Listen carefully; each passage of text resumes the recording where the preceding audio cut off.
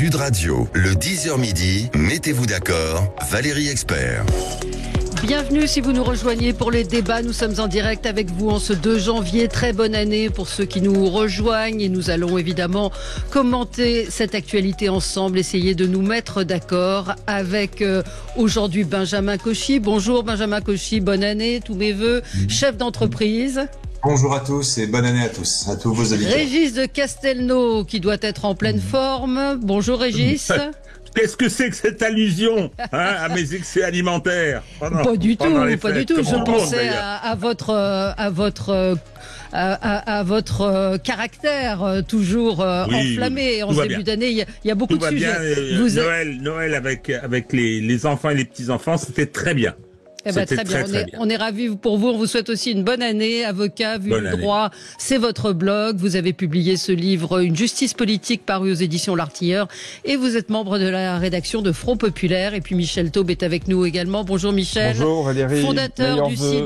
Très bonne année à vous également. Fondateur du site d'information Opinion Internationale et fondateur d'Ensemble contre la peine de mort. Beaucoup de sujets évidemment. Avec, on pourra faire un petit peu le bilan des 15 jours écoulés de cette fin d'année avec l'affaire Depardieu, avec l'année politique qui démarre avec un report du Conseil des ministres. Le Dry January, participerez-vous à ce mouvement qui consiste à ne pas boire d'alcool au mois de janvier? On va en reparler avec vous et bien d'autres sujets. J'avais envie de commencer l'année en vous demandant quel était votre souhait à chacun, si vous avez un souhait en particulier. Michel Taube, on va commencer avec vous. Alors d'abord, je voudrais souhaiter des vœux de bonne santé à tous les auditeurs de Sud Radio et à toute votre équipe, Valérie. Ça, c'est le plus important. Après, effectivement, dans l'actualité, quand vous m'avez proposé de faire un vœu, tout de suite, l'idée m'est venue, évidemment, de souhaiter la libération des otages détenus par le Hamas et le djihad islamique dans la bande de Gaza. Il reste 137 otages détenus. Parmi eux, il y a 4 Français. Le président de la République en a parlé rapidement dès l'ouverture de ses vœux, mais j'espère, je suis certain, que c'est une priorité absolue de la politique étrangère française d'obtenir leur libération. Nous n'avons jamais eu autant d'otages français détenus à l'étranger. Et donc c'est vraiment le vœu que je forme pour 2024, c'est leur libération la plus rapide. S'il faut même négocier une trêve durable en échange de la libération de tous les otages, ce serait déjà un premier objectif de guerre précis mené par Israël qui serait atteint et qui serait, je pense, fort utile. Donc vraiment, c'est le vœu que je voudrais formuler en ce début d'année. Vous pensez vraiment que la France, pardon d'être déjà acide, mais que la France, vous dites, fait le maximum, a un poids quelconque pour la libération des otages ? Non, on peut effectivement en douter. Parmi les 110 otages qui ont déjà été libérés lors de la première trêve qui a eu lieu au mois de novembre, seulement 4 ou 8 d'entre nos concitoyens français avaient été libérés. C'est quand même très peu par rapport au total des libérations. Et en plus, les Français avaient été parmi les derniers otages libérés. Donc oui, effectivement, la France n'est pas en position de force. Elle l'est d'autant moins qu'elle a pris des options quand même clairement pro-palestinienne ou en tous les cas extrêmement critique et à mon avis au-delà du raisonnable vis-à-vis d'Israël qui est dans une guerre de défense et de survie. Et donc effectivement, ça ne facilite pas à mon avis l'objectif que nous avons, mais il n'en demeure pas moins que ça doit être une priorité absolue. Une réaction peut-être, Benjamin Cauchy, et puis après... oui, je crois que sur vous. Oui. Oui, rapidement, effectivement, on ne peut que se joindre aux vœux de Michel et chaque jour qui passe est une journée de supplice, évidemment, pour les familles qui attendent la libération de ces otages et puis pour tous les compatriotes qui ont un minimum d'ADN français et qui ont compris qu'il était de l'intérêt de la France de pouvoir sauver ces dernières victimes des geôles des islamistes.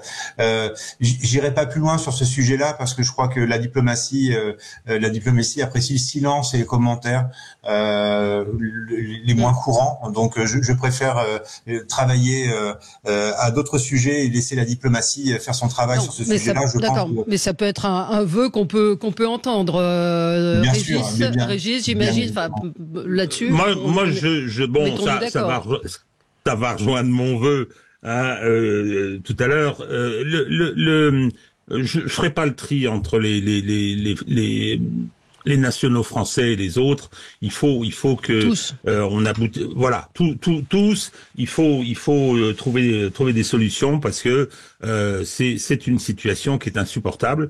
Donc, alors, je suis d'accord avec Benjamin. La diplomatie, la discrétion. Bon, ce sont les armes de ce genre de tragédie, quoi. Hein. Donc, j'espère que tout ça va pouvoir se régler rapidement. Ouais, là, je me permets de ne pas du tout être d'accord parce que pour avoir eu une certaine expérience lorsque je dirigeais l'organisation Ensemble contre la peine de mort et m'être occupé, par exemple, des infirmières bulgares qui étaient condamnées à mort en Libye et dont en fait la peine de mort n'était que un prétexte pour une véritable prise d'otage, la médiatisation, et c'est peut-être ce que je voudrais rajouter en termes de vœux pour nos otages et pour tous les otages, c'est que pour aider à leur libération, il faut que l'opinion publique, il faut que les médias, il faut que les politiques en parlent tous les jours. Parce que rien n'est pire que le silence, non pas le silence de la diplomatie. Elle, évidemment, elle travaille dans la discrétion, mais il faut en parler parce que comme il y a d'autres enjeux, comme il y a d'autres objectifs, comme il y a d'autres intérêts qui peuvent aller contre l'intérêt de la libération des otages, il faut maintenir la pression et toujours rappeler que nous avons des otages. Rien n'est pire que le silence radio et parce que ça peut aider, ça peut amener le Hamas et le djihad islamique, parce qu'il n'y a pas que le Hamas, à décider de garder très très longtemps ses otages. Donc il faut en parler et voilà, je vous remercie de m'en avoir donné l'occasion. Pas de malentendu, Michel, pas de malentendu. Bien évidemment, faut en parler. Bien évidemment, faut en parler. Non, ce que je voulais dire, c'était pas faut se taire. C'est que y a effectivement tenir compte de cette dimension-là, et savoir qu'à certains moments aussi la médiatisation peut être contre-productive. Ça arrive. Donc c'est une délicatesse qu'il faut pouvoir assumer. Alors j'ai plus d'exemple qui me revient concernant des opérations qui avaient mal tourné de ce point de vue, parce que bon, cette histoire des otages, ça fait 40-50 ans que, surtout au Proche-Orient, on a ce genre de soucis, et en Afrique.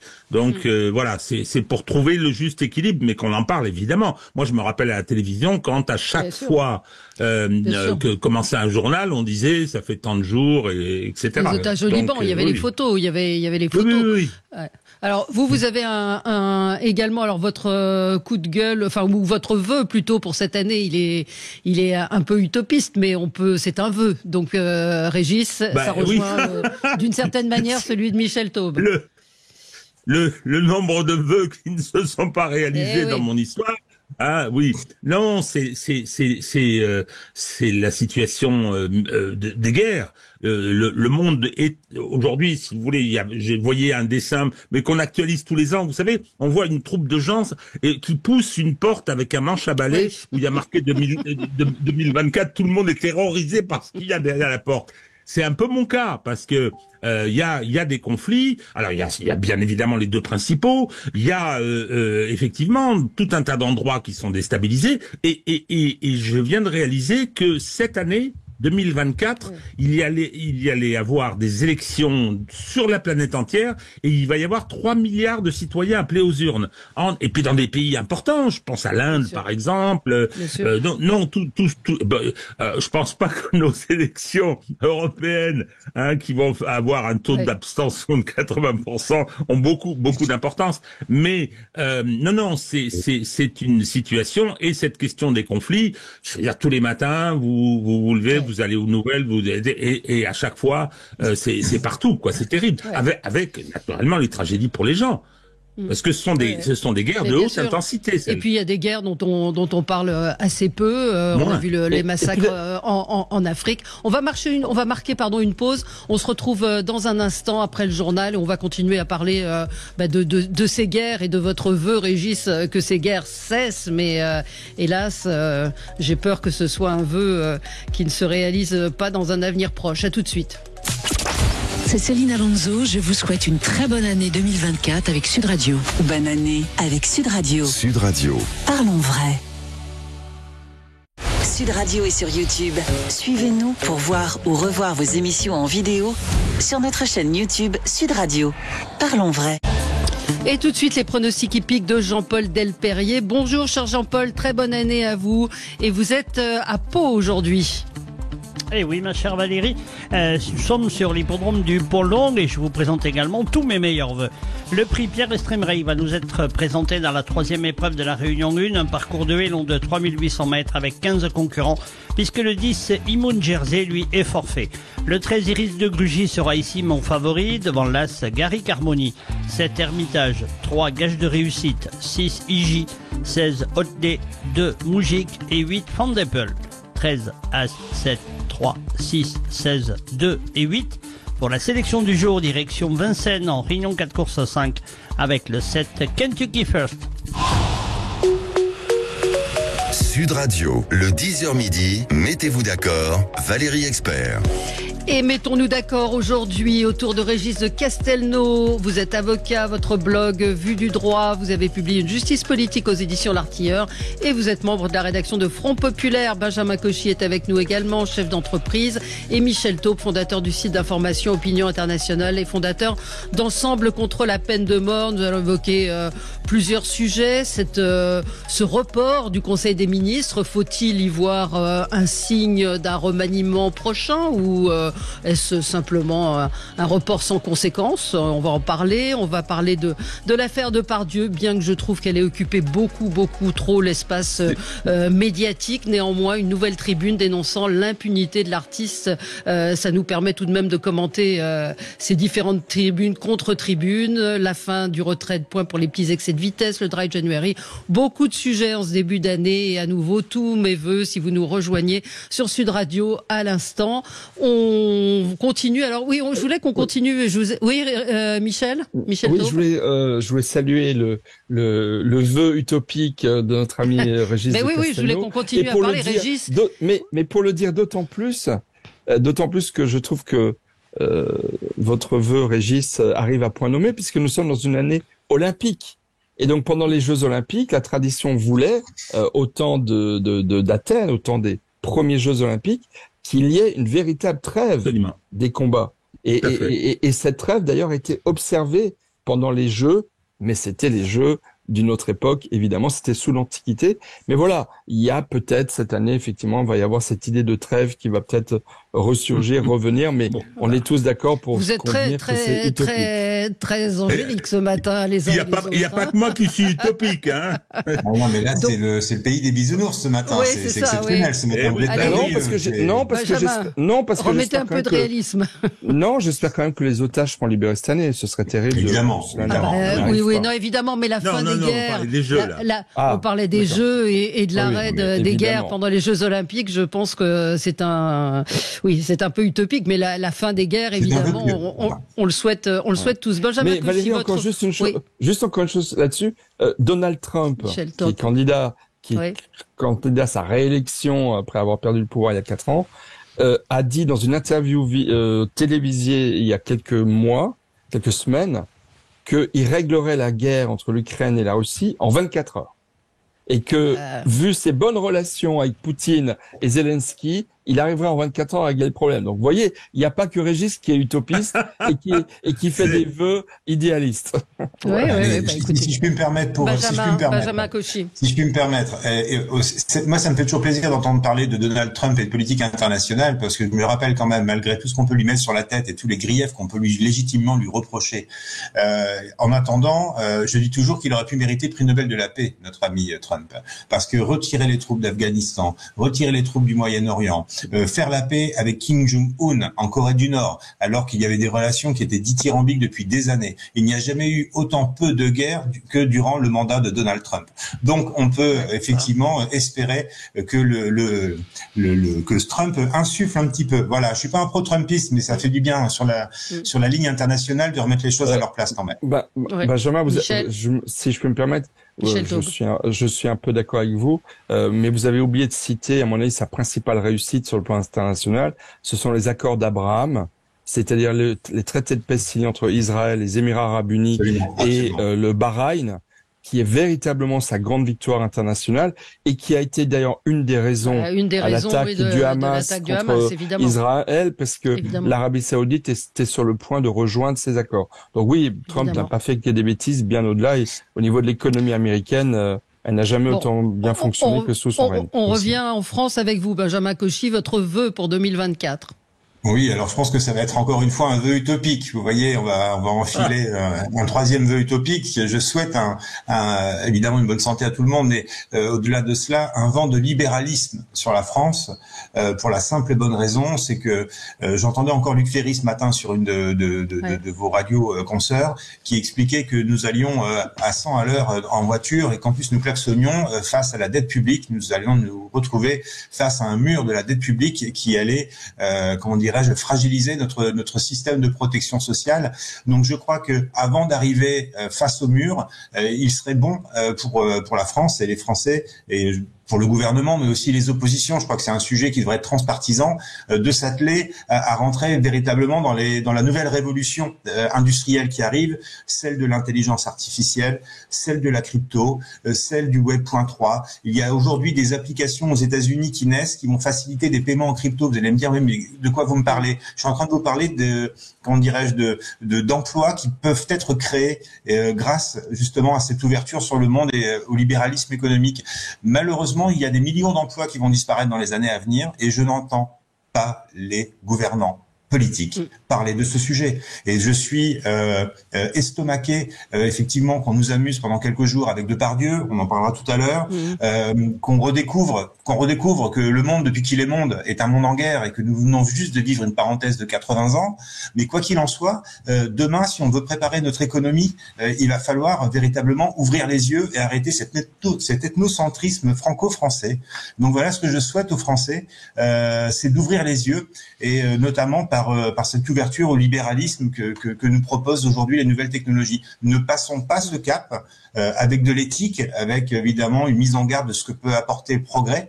Ça c'est indubitablement important et ça doit être dans notre ADN. Mais voilà, ce que je souhaite, c'est qu'on n'ait pas peur de l'avenir en fait et qu'on le prenne en main parce que c'est comme ça que le pays s'en sortira. Voilà. Ouais. Alors, c'est un peu utopique, mais voilà. Oui, Michel Taube me demande quel est mon vœu.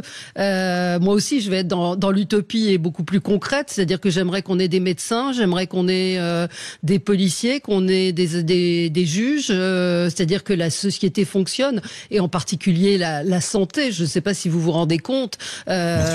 Autour de vous, enfin moi j'ai un père plutôt âgé, il n'y a pas de diabétologue dans son département. J'ai un ami qui cherchait une dermatologue à Paris. Alors c'est très amusant, je vous raconte ça. Pour faire des injections d'acide hyaluronique, il y avait des places la semaine prochaine, mais pour une urgence dermato, il fallait attendre 6 mois. Parce que vous savez, sur Doctolib, vous remplissez la raison pour laquelle. Donc il y a un problème quand même avec la médecine qui ne se réglera pas, mais je suis très très inquiète sur ce qui va se passer, sur la justice également, sur les plaintes qui sont déposées et pour lesquelles vous attendez des mois et des mois. Je rappelle cette histoire d'une amie à moi qui a porté plainte pour une agression présumée sur son fils de 3 ans dans une école catholique. Elle n'a aucune nouvelle depuis le 6 septembre, ni du commissariat, ni de la justice. Il y a un moment, tout ça ne peut pas continuer comme ça. Donc là aussi, je pense que je suis très, très utopiste en demandant à ce que les choses fonctionnent en France. Mais on n'est pas un pays du tiers-monde, bon sang. Et parfois, on a vraiment l'impression que c'est le cas. Donc, je sais pas. Les Français, pardonnez-moi, mais les étrangers nous considèrent comme des privilégiés. Il suffit pour ceux qui voyagent ou qui ont la chance d'avoir des connaissances qui voyagent et qui viennent vous raconter leur séjour. Je parle pas des all inclusive pour bronzer à 300 € de l'autre côté de la Méditerranée. Je vous parle de vrais voyages. Quoi qu'il en soit, on nous explique que les Français sont considérés comme des privilégiés. Donc nous nous plaignons toujours d'un système qui s'ankylose parce que nous n'avons pas mis entre guillemets les critères à l'entrée, tout simplement. C'est-à-dire que notre générosité, pardonnez-moi, mais est planétaire. Donc tout le monde veut profiter d'un système qui est effectivement très vertueux, qui est celui de la protection sociale. Mais aujourd'hui, à l'heure de la globalisation, notre système doit être plus protégé si on veut déjà maintenir ce que nous avons sur la santé, sur l'éducation, sur la justice, Valérie. C'est véritablement ça le problème. C'est que malgré notre niveau d'insatisfaction, et qui est légitime, et moi aussi j'ai passé 8 heures dans les urgences avec mon fils pour une simple entorse, 8 heures. 8 heures pour une entorse. On croit rêver. Bon, évidemment. Mais dans d'autres pays, c'est bien moins que cela. Ou alors, ça vous coûterait 10 000 € pour aller faire soigner l'entorse de votre fils. Donc, c'est ça que j'essaye de vous dire quand je parle de vent de libéralisme. C'est pas évidemment compresser ce qui existe déjà, mais peut-être rationaliser ce que nous avons et nous en contenter peut-être aussi, si je puis me permettre. Et Stéphane, que je salue, qui est un auditeur fidèle, me dit: une jeune femme handicapée, effectivement, j'ai vu son tweet, en fauteuil avec enfant en bas âge, n'arrive pas à obtenir un appartement accessible. Tous les services l'ignorent. La personne a fait effectivement un tweet assez long pour dénoncer l'absurdité, la situation ubuesque dans laquelle elle est, où on la renvoie de service en service, et elle n'a pas elle n'a pas du tout d'appartement, de possibilité d'appartement. On lui propose des appartements avec à étage. Et Martine, une autre auditrice, me dit: à l'hôpital, il n'y a pas que des médecins, il y a aussi les infirmières. On pense à elles, évidemment. Et quelqu'un me disait, parfois, elles s'y connaissent plus que les médecins et sont beaucoup plus disponibles. Régis, un commentaire sur cet état quand même de délabrement Sur les gens qui trouvent que les Français sont privilégiés, moi j'en connais pas beaucoup d'étrangers qui viennent dans notre pays, quand ils voient l'état de Paris. C'est-à-dire qu'aujourd'hui, une grande ville, en France, on ne sait plus les gérer. Je suis tout à fait désolé. Et ça a été une des activités professionnelles, maintenant déjà un peu loin. Non, mais les grands services publics, santé, sécurité, éducation sont en déshérence. On est en voie de tiers-mondisation. Enfin, et Benjamin nous dit, on est confronté à une véritable banqueroute compte tenu de notre niveau d'endettement. Donc c'est ce que je crois réel, ce que je crois tout à fait réel. Non, je pense que la situation est vraiment plus que problématique. Et alors quand vous allez à côté, c'est la même chose. Quand vous allez en Allemagne, par exemple, il n'y a plus d'investissement dans les infrastructures publiques. Eux, ils ont commencé avant parce qu'il fallait que leur excellent commercial augmente leur tas d'or. J'ai un ami qui est parti quelques jours en vacances en Allemagne, dans sa famille, dans une zone résidentielle, une grande maison de 300 mètres carrés. Il y a que ça autour de lui. Il me dit le soir, toutes les maisons sont éteintes. Les gens ne consomment plus d'électricité. Alors vous allez me dire c'est un symptôme, hein. Mais il me dit mais c'est impressionnant. C'est impressionnant. Bon, voilà. Il y a effectivement pas que la France. Vous avez raison de le dire. Et alors, dernier mot sur la justice. Non, mais c'est catastrophique. C'est catastrophique. C'est-à-dire que pour avoir une date d'audience, pour avoir un suivi, mais même sur les affaires en cours. C'est une audience d'une affaire introduite, c'est à 3 ans. Caroline Valentin nous racontait la plainte qu'elle a déposée pour une agression dans son hall d'immeuble par un SDF. Il a été relaxé et il est revenu, alors qu'il y avait flagrant délit, etc. Il est revenu dans le hall d'immeuble sans condamnation. Il y a des choses qui ne fonctionnent pas. On se retrouve dans un instant avec vous. On va parler de ce Conseil des ministres reporté. Pourquoi toutes ces interrogations qui nous assaillent ce matin en ce début d'année. À tout de suite. C'est Alexandre Delovan, je vous souhaite une excellente et une bonne année 2024 et tous mes meilleurs vœux de bonheur. Bonne année avec Sud Radio. Sud Radio. Parlons vrai. E.Leclerc. Sud Radio, le 10h midi, mettez-vous d'accord, Valérie Expert. Mettons-nous d'accord autour de Régis de Castelnau, Michel Taube et Benjamin Cauchy. Alors voilà, l'année démarre avec un report du Conseil des ministres. Les supputations vont bon train. Que se passe-t-il? S'agirait-il d'un remaniement prochain? Ou alors, comme le dit l'Élysée, comme l'affirme l'Élysée, c'est uniquement que le président estime que il n'y a pas d'intérêt à faire à tenir un Conseil des ministres le 3 janvier. Et puis la première ministre revient tout juste de Guyane. Donc voilà, soufflons un peu. Alors vous l'analysez comment? Je vous vois lever les sourcils. Benjamin Cauchy, après je vous donne la parole, Michel Taube. Oui, écoutez, c'est le nouveau feuilleton de la rentrée. Oui. En attendant la galette des rois, on va nous faire trimousser les neurones pendant 24, 48 heures, 72 heures. Ça va paralyser tous ceux de centre gauche ou de centre droit ou chez les Républicains qui pourraient avoir envie de rentrer dans un gouvernement. Donc finalement, ça va rallonger la trêve des confiseurs parce qu'ils n'ont pas envie de torpiller celui qui pourrait potentiellement l'appeler. Moi, la question que je me pose surtout, c'est déjà, je suis surpris avec l'état de la France dont on vient de parler à l'instant. Vous parliez des hôpitaux, Valérie, de l'éducation, de la santé, de la justice, de tout ce que vous voulez, de la sécurité.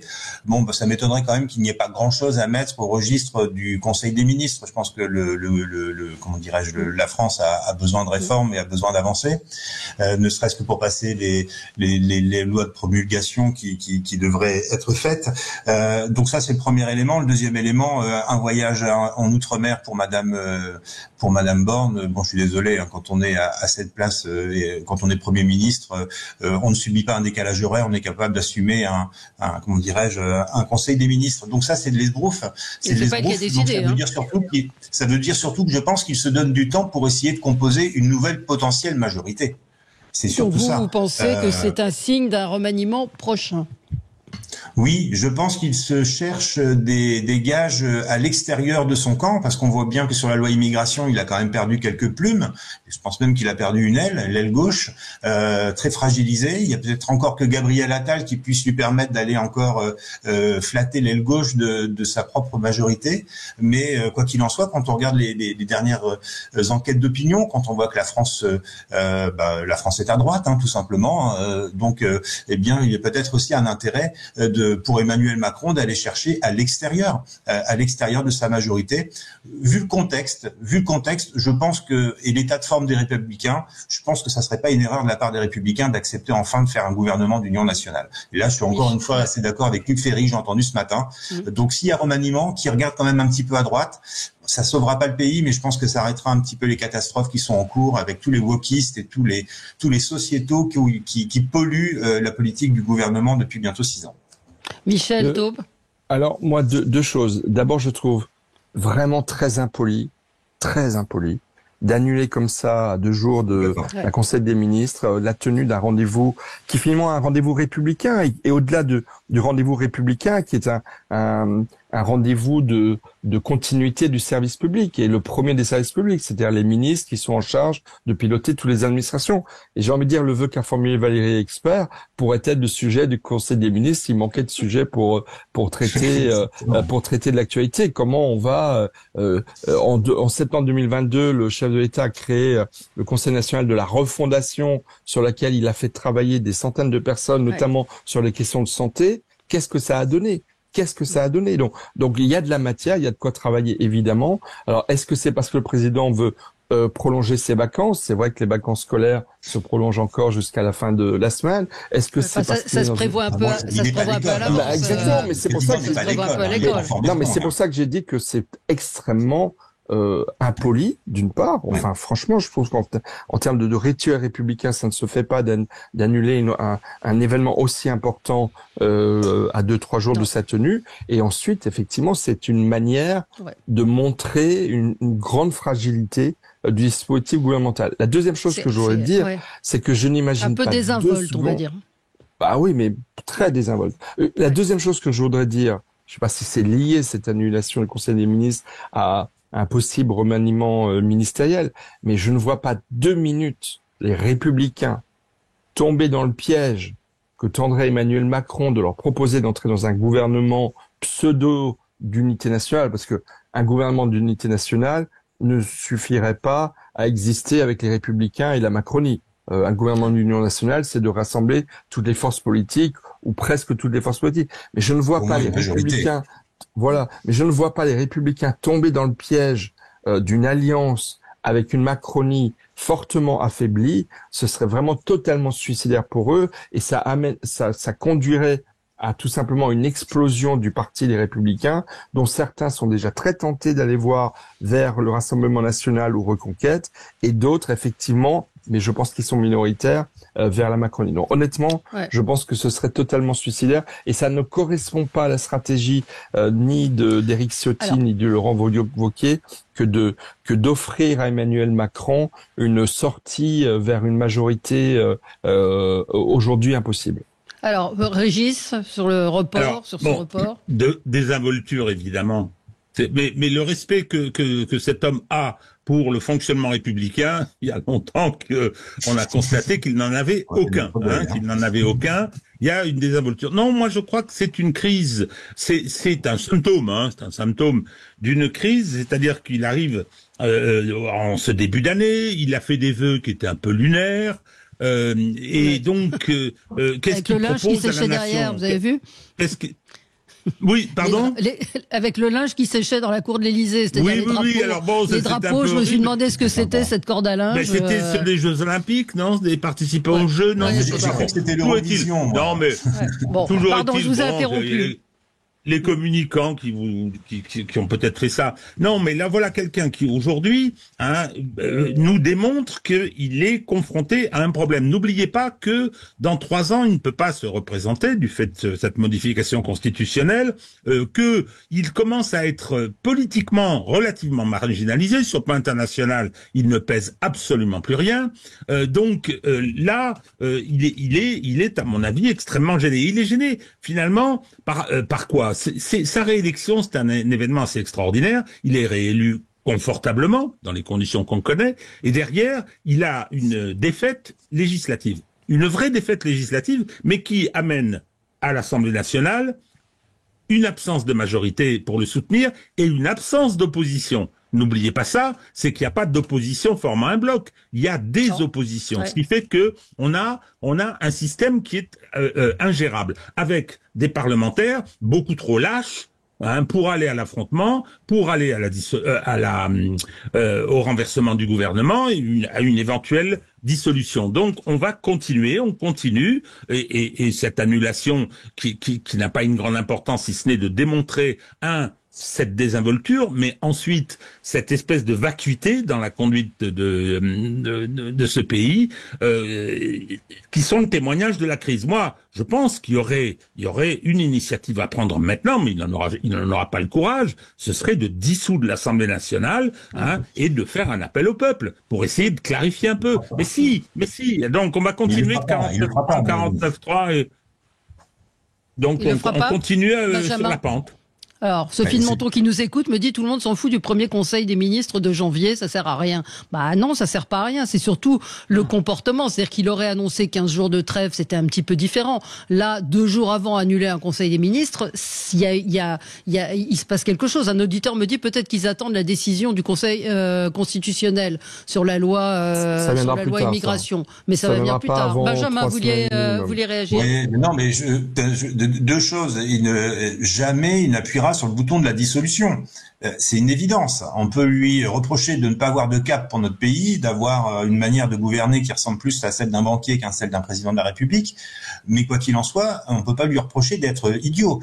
Et là, clairement, s'il dissout l'Assemblée nationale, il va diviser son cheptel par 2 et va gonfler celui de Marine Le Pen par 2. Donc, qui aurait à part Jacques Chirac en 97, mais c'est un coup de poker qui n'a pas fonctionné. Donc clairement, il ne pourra pas dissoudre. Il ne va pas dissoudre. Donc si d'un côté, il faut regarder les choses de façon factuelle. On peut refaire le monde pendant 1 heure, mais il ne va pas dissoudre. Les Républicains ne voteront pas de motion de censure pour le faire tomber. Donc finalement, nous sommes révolus pendant les 3 années qui viennent à avoir une majorité qui va aller chercher des forces d'appoint en fonction des textes. C'est un bloc politique, global qui se satisfait. Tu parlais de l'Allemagne tout à l'heure. On peut regarder le verre à moitié vide ou regarder le verre à moitié plein. Tu sais bien qu'Emmanuel Macron, c'est pas forcément mon super copain. Mais quoi qu'il en soit, c'est lui qui est au pouvoir. Je ne suis pas un révolutionnaire. Donc, soit les députés et les partis d'opposition sont en capacité d'aller voir Emmanuel Macron et dire, voilà, nous, on veut un accord de gouvernement parce que le pays est endetté, parce que la sécurité, c'est un sujet qui concerne 70% des Français, parce que sur l'immigration, 70% des Français sont d'accord. Même 50% des LFistes sont d'accord sur la loi immigration. Donc, il y a de la matière à faire un accord de gouvernement. Donc Michel, j'entends bien que les Républicains ne sont pas prêts à cela, mais quoi qu'il en soit, si on regarde un peu nos voisins européens, ils fonctionnent comme ça.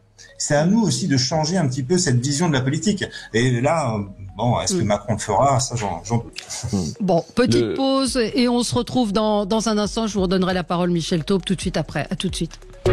Sud Radio, le 10h midi, mettez-vous d'accord, Valérie Expert. Ça s'est passé sur Sud Radio. Sandrine Rousseau, c'était une erreur d'accueillir les Jeux Olympiques. On est loin de l'esprit des JO. C'était une erreur. Nous y sommes opposés. Paris n'était pas prêt à faire ça. Nous avons dégradé des jardins pour faire des équipements sportifs alors que nous avons absolument besoin des jardins. On va pas refaire l'histoire en permanence. Voilà, nous allons juste... je sais pas si j'irai ou pas. Bon. Sud Radio. Sud Radio, le 10h midi, mettez-vous d'accord, Valérie Expert. Et on est ensemble jusqu'à midi en direct avec vous en ce 2 janvier. Bienvenue si vous nous rejoignez sur Sud Radio. Nous parlons donc cette annulation ce report du Conseil des ministres, annulation, oui, carrément de celui qui devait se tenir le 3 janvier. On va parler de l'affaire Depardieu, on va parler du Dry January. Michel Taube, vous vouliez juste ajouter quelque chose sur ce Conseil des ministres ? Non, là je parlais plus sur les projections pour un autre gouvernement et comment sortir de cette impasse. Alors, allez-y de vos pronostics, ça va être le petit jeu des médias, mais qui de vos pronostics si remaniement il y avait ? Je pense que Bruno Le Maire serait bien placé, mais tout candidat au poste d'Elisabeth Borne prendrait des risques considérables d'être dans l'impasse dans laquelle Emmanuel Macron est lui-même. Macron est dans une cohabitation impossible et inédite avec un Parlement qui est intenable. Et donc effectivement, on a bien vu que sur des gros enjeux comme l'immigration, soit ils n'arrivaient pas à trouver des solutions, soit elles sont trouvées dans des conditions totalement désastreuses. Donc on est véritablement parti pour 3 ans et demi d'inertie. Est-ce que la France peut se le payer ? Sauf s'il va chercher un autre Premier ministre. Je ne sais pas si vous y croyez, Régis ? Non. Non, mais je réponds à Benjamin.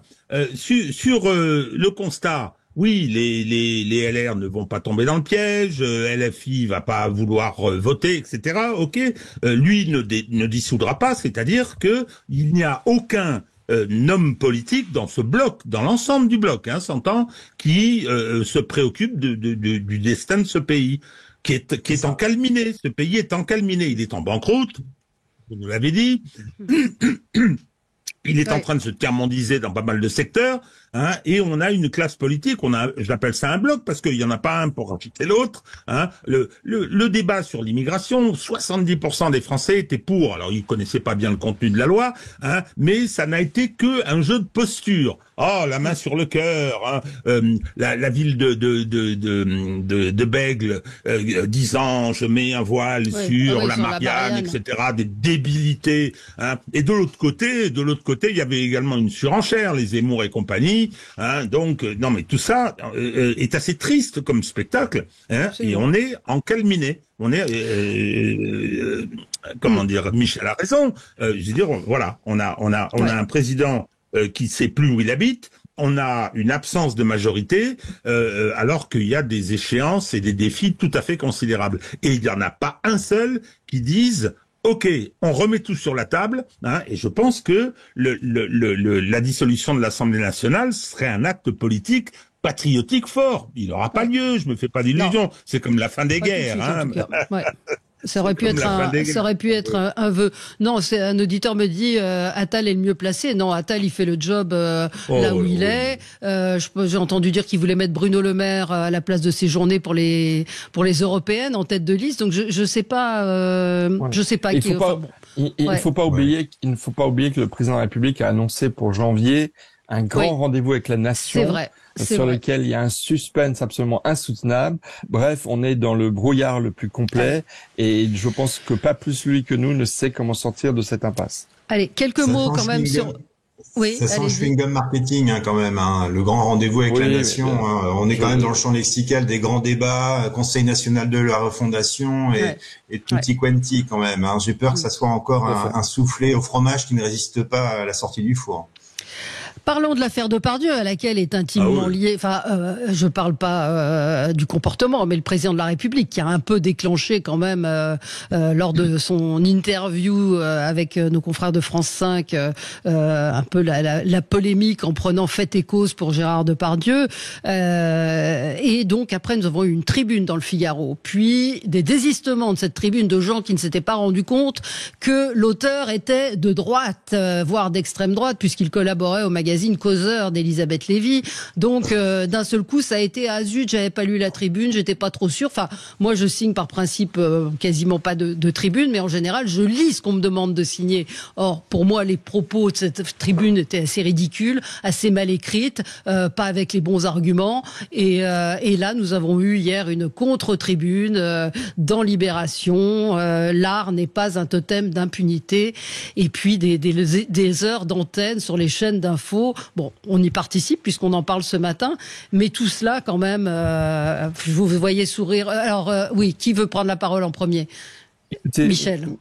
Moi, je voudrais dire, moi, je suis très gêné par cette affaire parce que je pense que le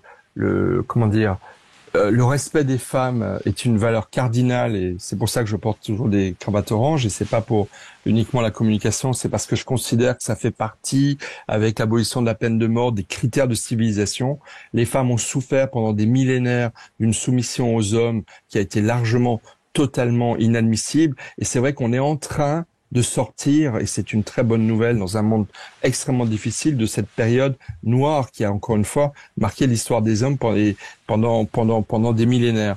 Donc évidemment, tout ça cette révolution ne peut pas se faire sans qu'il y ait des excès, évidemment.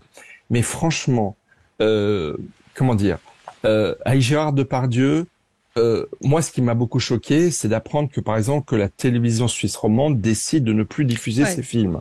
Ça, je trouve ça proprement France 2, vous scandaleux. n'avez pas besoin d'aller en Suisse. Vous n'avez pas besoin d'aller en Suisse. France Télévisions a annoncé qu'elle ne diffuserait plus de films avec Gérard Depardieu. Donc ça veut dire que Claude Berry, ça veut dire que Truffaut, ça veut dire que tous ces réalisateurs sont punis. Tous les acteurs qui ont tourné dans ces films sont punis. Ça, c'est absolument scandaleux.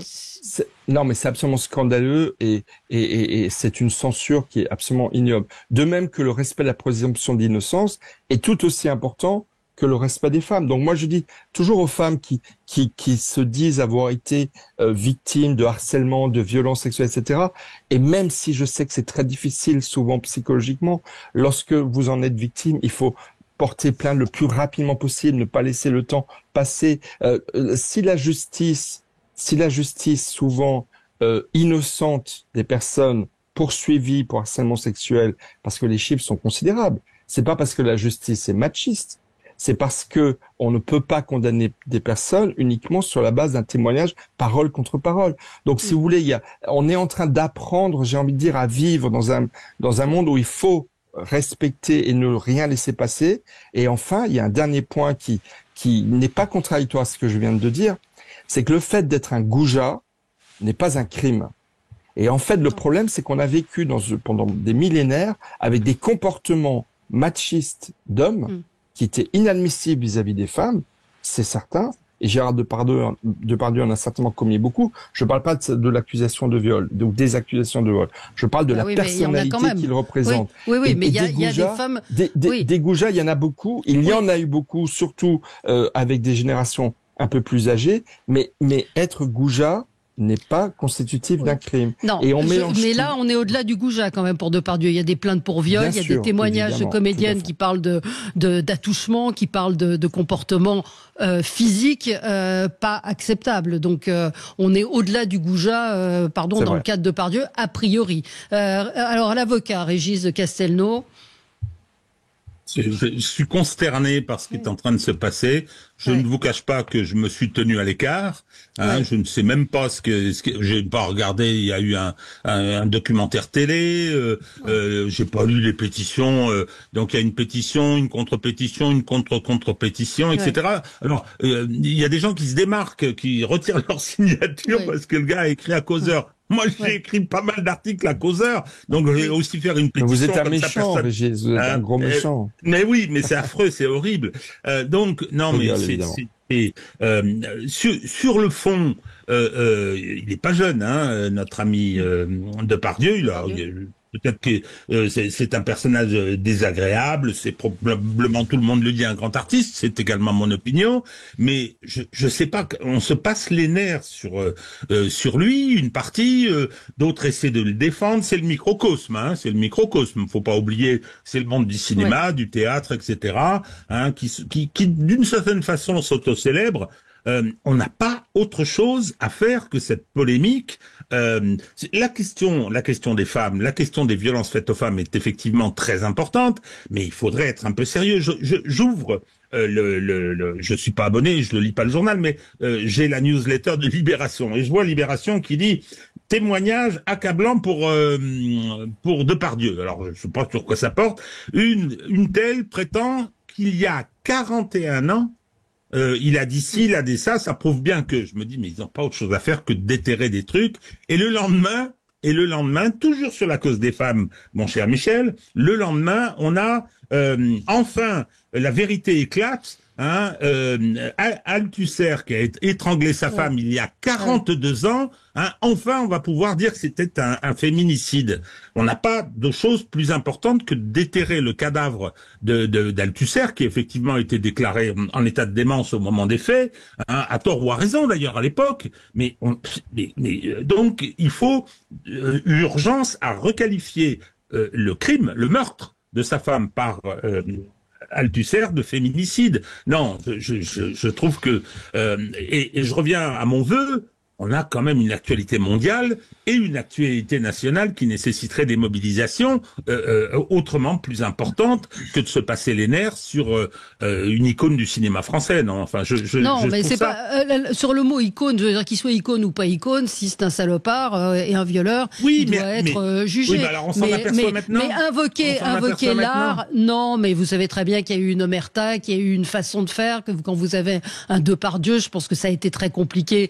Parce que en général, ce sont des jeunes femmes qui n'étaient pas forcément les actrices principales sur qui il exerçait de ce qu'on dit, avec lesquels il avait un comportement plus que déplacé. Donc après, on peut pas réécrire effectivement l'histoire de pourquoi ils ont pas dit. Mais invoquer, je suis assez d'accord sur le fait de dire c'est un grand artiste, donc foutons-lui la paix. C'est pas la question qu'il soit plombier, boulanger, journaliste ou acteur. Ça doit être la même chose pour tout le monde. Non, mais au contraire, oui. le pouvoir oblige, Valérie. Et moi, ce qui me gêne dans la première tribune, qui effectivement était, je trouve, vraiment très très mal rédigé, c'est que on a quand même l'impression que c'est des femmes et des hommes de pouvoir dans le cinéma qui essayent de protéger l'un des leurs, et c'est très gênant. Je suis désolé, le pouvoir oblige, donne des obligations et non pas des droits. Et donc effectivement, je suis pas d'accord du tout, parce que là, ce qui est intéressant dans les pétitions, parce que ça j'ai un peu regardé, je les ai pas lues, mais j'ai un peu regardé qui les avait signées, et il y a une différence de génération. Bien sûr. Et je vous disais tout à l'heure encore, oui, parce qu'il y a un changement, et c'est ça qui est intéressant, c'est ce changement qu'on arrête de revenir en arrière. Pourquoi la prescription existe en droit normalement? C'est pas pour éviter de punir, c'est parce qu'on considère qu'établir la vérité 40 ans plus tard, c'est pas possible. Les témoins sont plus là, le contexte a changé, la morale n'est pas la même, etc. Moi, j'ai détesté le film Les Valseuses. Détesté. C'était un film, je sais pas si vous vous rappelez, il y a une séquence, on voit les deux voyous poursuivre une femme pour lui prendre son sac et tout, et j'entendais dans la salle de cinéma les gens ricanaient. Moi, j'ai trouvé que alors à l'époque, il y avait un côté fasciste dans ce film. Alors, on va me dire, comment, Les Valseuses, non, je le trouve personnellement horrible, et aujourd'hui, on voit bien que c'était une autre époque parce que c'était admis. Je pense qu'on pourrait pas tourner les valseuses aujourd'hui. Non. Et vous savez, je vous disais tout à l'heure en commençant que pour les fêtes, j'avais eu mes enfants, mes petits-enfants, et en discutant avec la génération de mes derniers enfants, j'ai été assez étonné de voir leur sévérité, parce qu'ils en ont un peu parlé, de voir leur sévérité. Ils sont rigoureux. Ils sont rigoureux et il y a des choses qu'ils n'admettent plus, qu'ils ne supportent plus. Ma dernière fille a été témoin aux assises. Une de ses amies a été violée, etc. Mon vieux, Alors pas le rétablissement de la peine de mort, Michel. Non, mais ils sont sévères. Donc il y a un vrai problème de génération. Il y a un vrai problème de génération. Problème ou pas problème, comme le disait Michel Taube, les choses changent et c'est tant mieux qu'on ne tolère plus ce genre de comportement non plus. Benjamin ? Oui, alors je vais distinguer le fond de la forme. Je crois que sur le fond, à la fois Régis et Michel ont résumé la situation. Évidemment, la cause des femmes est une cause qui doit être prioritaire et il faut que la justice passe partout et que les femmes puissent avoir accès évidemment à tout ce qui leur permet de porter plainte d'une part et de se protéger d'autre part. Moi, ce qui va m'intéresser pour le coup, c'est sur la forme.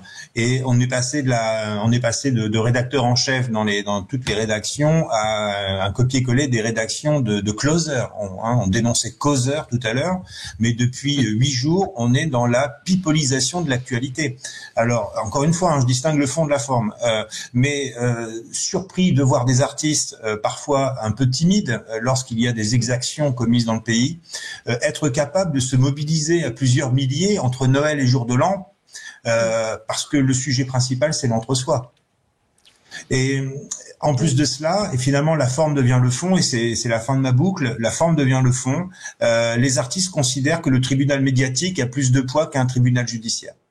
Et je trouve quand que vous avez 1% de, je justifie pas, mais quand vous avez 1% de condamnation dans les affaires de viol, on peut aussi. Non, Valérie, je sais pas. Mais Valérie, on est bien d'accord. J'ai distingué le fond de la forme depuis le début. Je dis simplement que le tribunal médiatique est une, est une tentation de notre société d'aujourd'hui, dans laquelle se réfugient largement les artistes, d'accord, mais qui pour le coup, au-delà de redonner de la confiance dans le système judiciaire, ne vient qu'à le fragiliser, puisqu'en termes de poids et de médiatisation et de vulgarisation au plus grand nombre, c'est le fait qu'il y ait une tribune qui dénonce ou qui soutient X ou Y qui a plus de poids que finalement le fait que la justice passe réellement.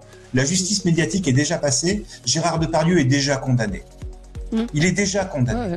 Vous avez parlé de la télévision suisse, vous avez parlé de France Télévisions, il est déjà condamné, Gérard Depardieu. Vous avez raison. Donc moi, ce qui m'interpelle dans cette affaire, c'est à quoi sert la justice. Enfin, j'en suis là. À tout de suite, on marque une pause. Régis, vous pourrez réagir. À tout de suite.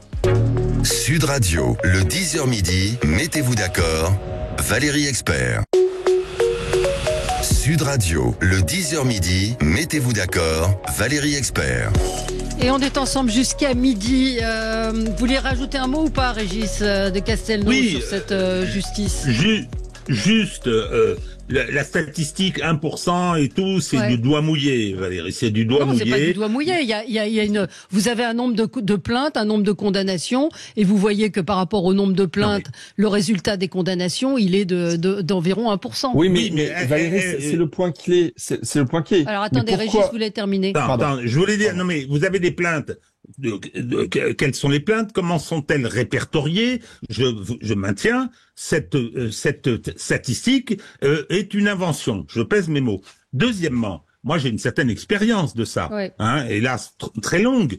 Là, la France est un pays répressif, sinon très répressif en ce qui concerne les infractions sexuelles. Vous avez presque la moitié. C'est pas plus de 50%, presque la moitié des détenus dans les prisons françaises qui le sont pour des infractions à caractère sexuel. J'ai pas dit que c'était injuste, et je peux vous dire que dans la pratique, moi je pratique plus le pénal, mon épouse le pratique, elle est arrivée tard pour les vacances de Noël, plein de références à mes vacances de Noël, elle revenait d'une affaire d'assises qu'elle a plaidée en première instance, pour des faits qui étaient tout à fait, je vais pas dire discutables, mais c'était une affaire un peu particulière, et ben on est passé de 10 ans de condamnation en première instance à 15, et je vais vous dire, il n'y avait que des hommes dans le jury, que des hommes. Il n'y avait pas une femme, c'est le hasard qui a fait ça. Donc, si vous voulez, c'est répressif. Et ce d'autant que les procédures sont conduites, faut pas oublier ça, par une magistrature qui est composée à près de 80% de femmes.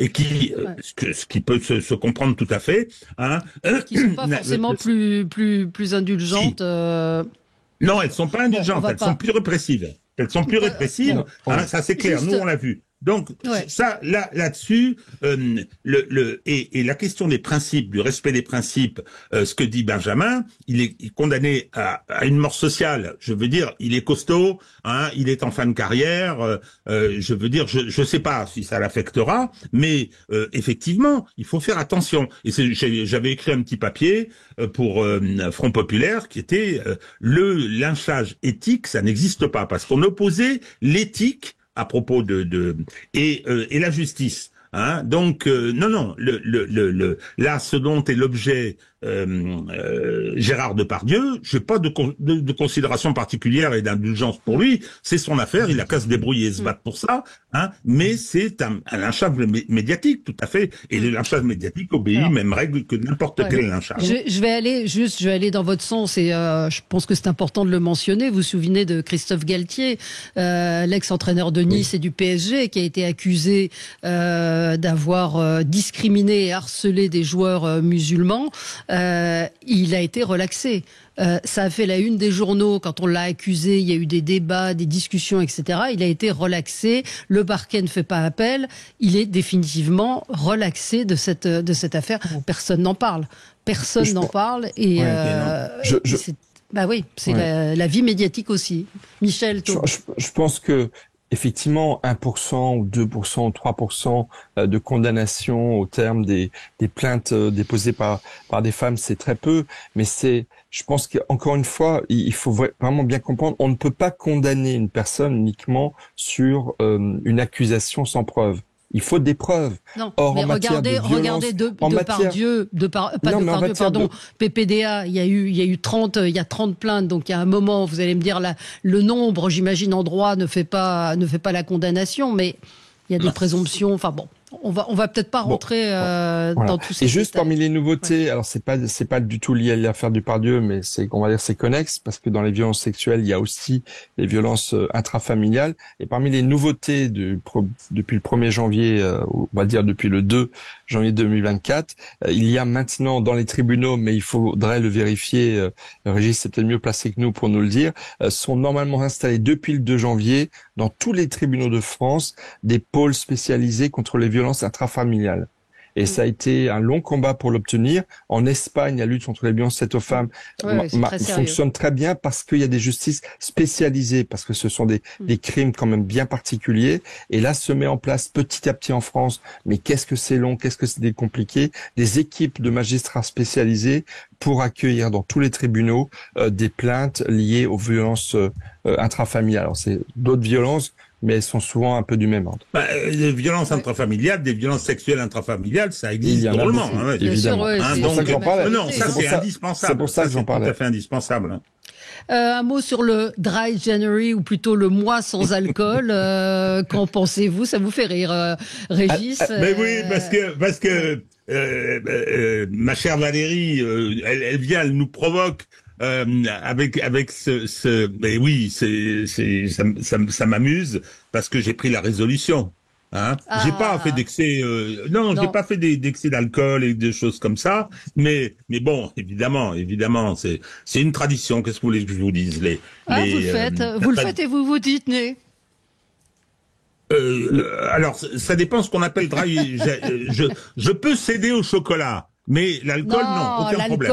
L'alcool. Non. Alors là, c'est vrai moi, qu'il y a des interrogations de la part d'alcoologues, de médecins spécialisés dans les addictions, qui s'étonnent que le gouvernement ne soutienne pas d'ailleurs cette opération, ce mouvement, pas de soutien.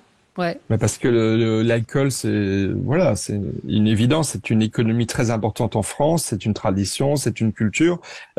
En fait, l'une des principales organisatrices de ce mois ne le traduit pas par le mois sans alcool, mais le traduit par un janvier sobre, parle de sobriété.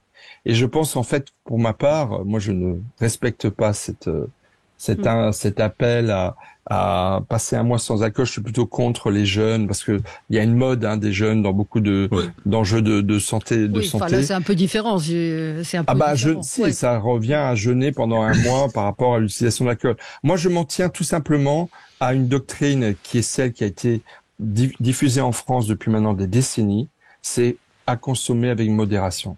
Je pense que cela suffit à, composer, à trouver un équilibre entre le plaisir, la tradition d'un bon verre de vin, à ne pas prendre peut-être tous les jours, effectivement, et évidemment tous les excès et les dommages considérables. Moi, j'ai été travailleur social dans une autre vie et j'ai vu les dommages terribles que l'alcool pouvait causer sur des sans domicile fixe et souvent les personnes les plus difficiles à aider. L'alcool peut tuer, mais en même temps, tenons-nous-en à cette doctrine. à consommer avec modération. Ouais. Ça fait partie des traditions françaises et du plaisir de vivre. Ouais. Mais c'est vrai que ce qui est étonnant, c'est la campagne destination des jeunes de Santé publique France. Pense à manger avant de boire de l'alcool ou appelle les secours si ton pote est en bad. Donc on est loin de... Rapidement un mot, Benjamin, parce qu'on est au bout de l'émission. Les campagnes de com sont assez fatalistes finalement. Au lieu de dire aux jeunes ne buvez pas et prenez conscience des dangers que peut causer les ravages de l'alcool sont catastrophiques, c'est une évidence et vous venez d'en parler. C'est une campagne qui est plutôt fataliste. Je préférais une campagne de mesure et de proportion, comme disait Michel. Effectivement, tout est dans la modération. Moi qui, à quelques kilomètres de chez moi, je me retrouve entre les vignobles du Frontonnet, du Gaillacois, enfin bref, toute l'Occitanie et le Sud-Ouest. Et oui, Régis est en train de friser la barbe. Voilà, on ne peut qu'appeler à la modération et à la préservation de nos traditions. Donc moi, le Dry January, ça sera comme d'habitude. Hein. Je bois à peu près un verre de vin par semaine.